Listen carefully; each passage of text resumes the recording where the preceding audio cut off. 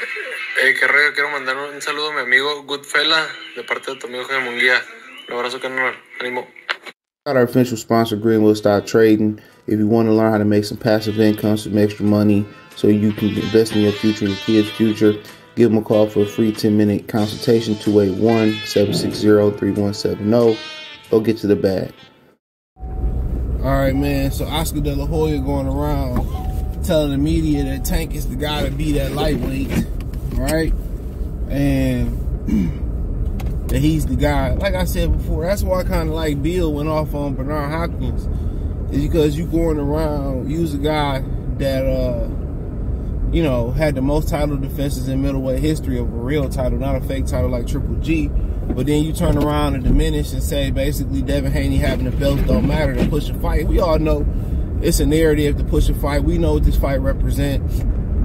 You know, I seen somebody, I did a video, I think it come up Monday. I did a video, it might came Sunday, I don't know, Saturday, whatever.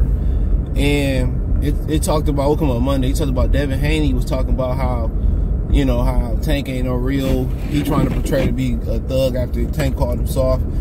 But Tank seen him at Lifetime Fitness and ain't did nothing, ain't do nothing, and he got his chain snatched allegedly by some LA dudes, right? He didn't get his chain back, allegedly according to Devin Haney, right? And that Tank had been in the gym his whole life with the blam, all right? And one of the commenters said on Say Cheese, that was the post I got it from, because he deleted the tweet. It said that why they just don't fight. We know why they don't fight. You know, and I'm going to talk about this too. I might as well talk about this now, how, you know, I think Bonzi Ennis say Tank got that street shit in him too. I'm going to talk about that too, so towards the end. And, you know, like I said before, you know, you look at it's all about pushing the fight. This fight is all about trying to map a route around fighting world champions without getting belts, without fighting the toughest fights out there and make a super fight. It's all about the easy route. Earl Spence told you what PBC was about. He let the cat out the bag. It's all about the easy route. The easiest route to making money. The easiest route to becoming a boxing superstar. And it's a formula that has not proven to work just yet. It ain't nowhere near come close to working.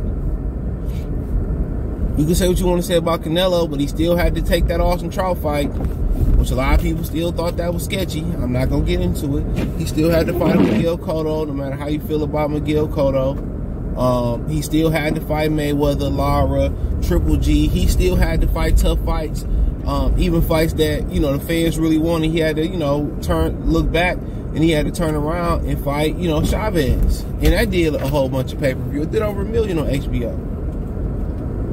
And you want to know why they cater to the Latin community and the Latin American community when it comes to boxing.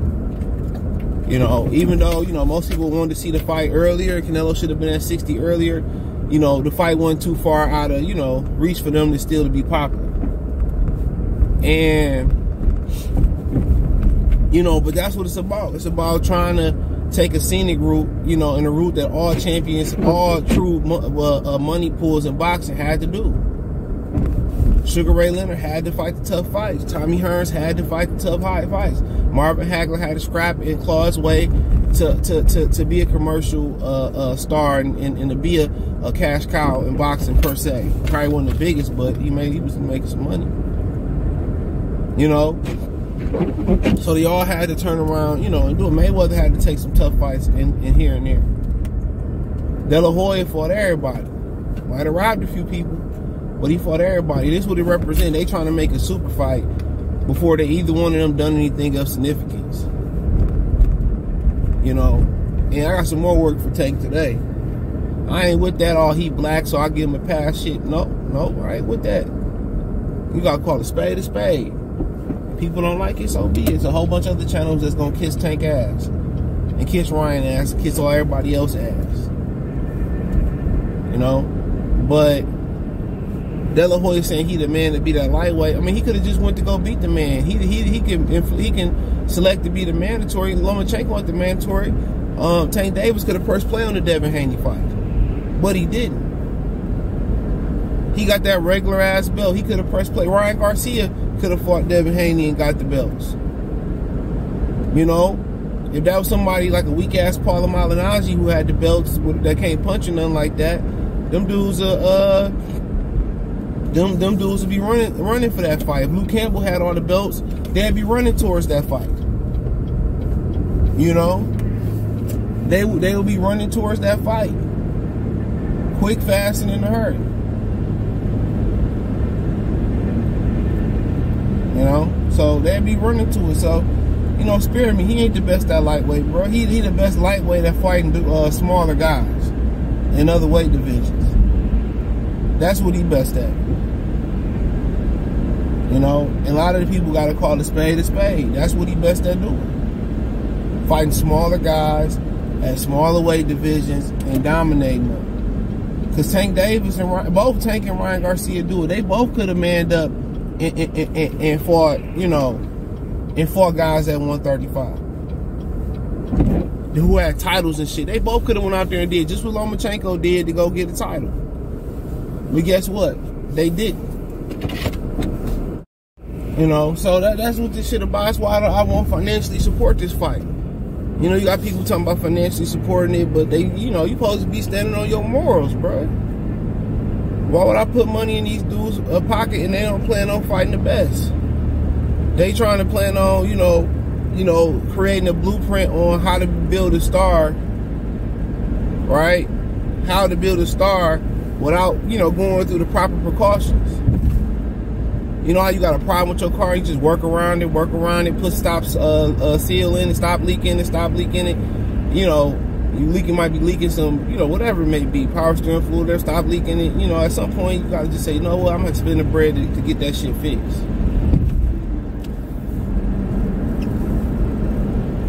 You know, at some point you're gonna say, man, I'm gonna have to get that shit fixed, bro. You know, and that's just where they at with it, bro. That's exactly where they at with it. They just wanna, you know, put everybody else down. All the champions don't matter. They can't sell. They can't do this. And it was so sad that you got a guy like De La Hoya and Bernard Hopkins who fought a lot of different guys to get where they was at. They took risk in their career, and now they pumping the message to the public that this is how we doing it now. You know what I'm saying? This is what we doing now. This is the new way to do it. Oh man, them champions don't matter no more. There's so many belts. We don't need titles no more. You know, this is how we doing it now.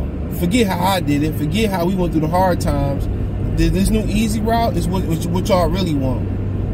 You know, it's like telling somebody, oh man, I want you know, you want pork on top of your pizza, even though you don't eat pork. Oh man, just go ahead and ham, man. It's vegetarian ham, man. It's good, man. It's good, man. Trust me, gonna melt your mouth. You gonna be, oh, you know what I'm saying? You know there ain't no damn vegetarian ham, or no vegan ham, no shit like that. You know it don't even exist.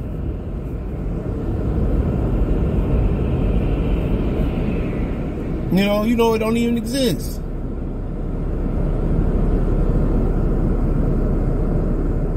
So, you know, like I continue to say, man,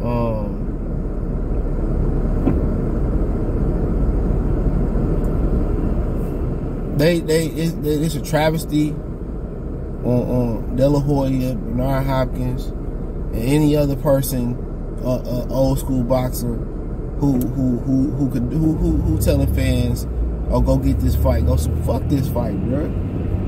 Y'all want to get back to the glory days when everybody had to fight each other, everybody strapped their nets on and earn it. You know what I'm saying? Let's get back to that. Don't try to change how boxing is, because you can't. And you can't dupe casual fans neither. They know what it is too. You shouldn't be able to dupe hardcore fans. Oh, you know, Tank's the guy. How Tank the guy? How Tank? What make Tank the guy? He ain't go get a belt. Go fight the undisputed champion, which you're mandatory to whenever you want to. Go fight him and get the belts, and then come back and fight Ryan Garcia. You don't even want to do that. All the 130-pound people to fight, You was picking around Shakur Stevenson. You was picking around O'Sheik Foster. You picked around dangerous opponents. You picked around Gary Russell Jr. and picked Leo Santa Cruz. You know, when you feel like you got a game dog, you feel like you got a real beast, you put him in the water, you put him in the deep end like they put Tim Tszyu in. Tim Tszyu get a lot of fucking hate. And a lot of these same people that's hating on Tim Tszyu, it ain't even about black, white, American, Puerto Rican, Mexican. It ain't even about that. In my opinion, niggas just haters, bro. Give that man his credit. I'm gonna do a video on that. Give that man his credit.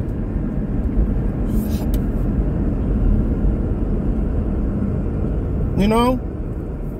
Give that man his credit.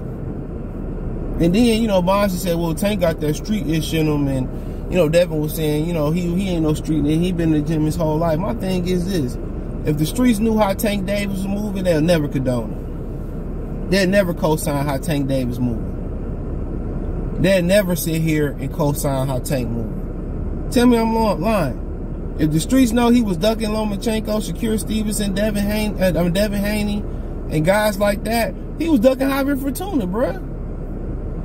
He ain't wasn't trying to fight no fucking Fortuna neither. You know what I'm saying? Ducking Regis Progress, going to 140, this, that, and that. People knew how he really was moving. People, man, ain't no street shit. Like, there ain't no street shit. They be talking about all this street shit and what he do? What half tracks he sell? What 8 bars he sell? What bowls he broke down? What O's he sold? What street shit was he on? Who he robbed? Who he jacked? What he hustled? Just cause you look like you was in that shit though, and he don't move in boxing like he a street nigga, dog. He don't. He don't. Real talk.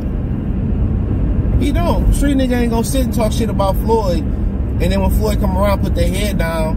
Come on, the street nigga gonna stand on what he said, bro. Street nigga gonna stand on his morals. Street nigga gonna, you know what I'm saying? You know, ain't gonna let Devin Haney run his mouth without knocking his power out. Street nigga don't run for smoke. Street niggas don't just fight all small niggas. You know what I'm saying?